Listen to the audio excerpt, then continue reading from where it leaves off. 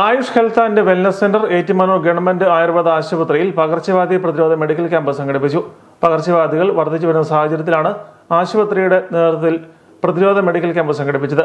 രാവിലെ 10 മുതൽ 1 മണി വരെ നടന്ന ക്യാമ്പിൽ നിരവധി പേർ പങ്കെടുത്തു.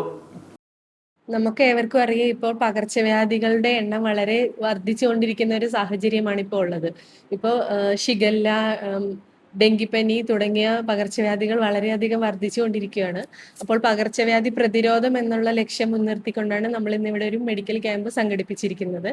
ഏറ്റുമാനൂർ മുനിസിപ്പാലിറ്റിയിലെ വാർഡ് 17, 18, 14 അവിടെയുള്ള ജനങ്ങളെ മുൻനിർത്തിക്കൊണ്ടാണ്, അവർക്ക് വേണ്ടിയിട്ടാണ് നമ്മൾ ഇന്നിവിടെ ഡിസ്പെൻസറി കേന്ദ്രീകരിച്ച് രാവിലെ 10 മണി മുതൽ ഉച്ചയ്ക്ക് 1 മണി വരെ മെഡിക്കൽ ക്യാമ്പ് സംഘടിപ്പിച്ചിരിക്കുന്നത്. Ward councillor Nithin medical camp ഉദ്ഘാടനം ചെയ്തു. മെഡിക്കൽ ഓഫീസർ ശ്രീദേവി KG പരിശോധനകൾക്ക് നേതൃത്വം നൽകി. ഏറ്റുമാനൂർ നഗരസഭയിലെ 14, 17, 18 വാർഡുകളിലെ പൊതുജനങ്ങൾക്ക് വേണ്ടിയാണ് ക്യാമ്പ് സംഘടിപ്പിച്ചത്. യോഗത്തിന്റെ പരിപാടികളും ആശുപത്രിയിൽ കഴിഞ്ഞ ദിവസം നടന്നിരുന്നു.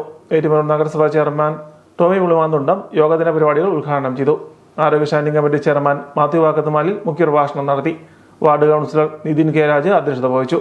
കൗൺസിലർമാരായ ജോയി മന്നാമല, ബിബിൻ P. സണ്ണി എന്നിവർ സംസാരിച്ചു.